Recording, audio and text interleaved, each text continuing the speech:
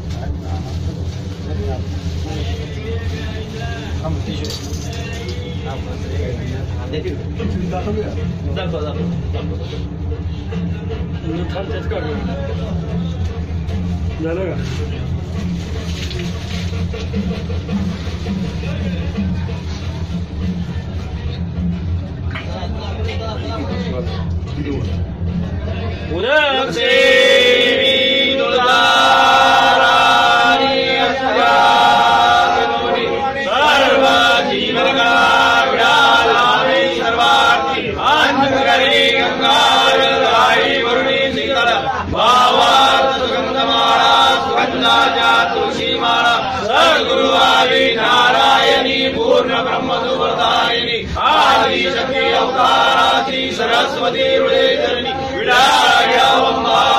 अम्मेरादाशयाई दीनभक्त इच्छिदाशी शेष प्रसाद दे वासराजा देवी मुझे लाभ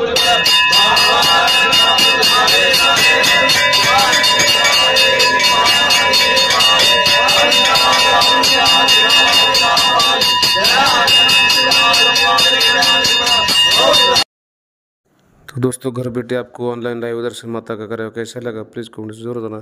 अगर आपके दिल में माता के लिए प्यार है तो हमारे चैनल को सब्सक्राइब करें और ऑनलाइन पूजा करने के लिए आप मुझे इस नंबर पर कॉन्टैक्ट कर सकते हैं।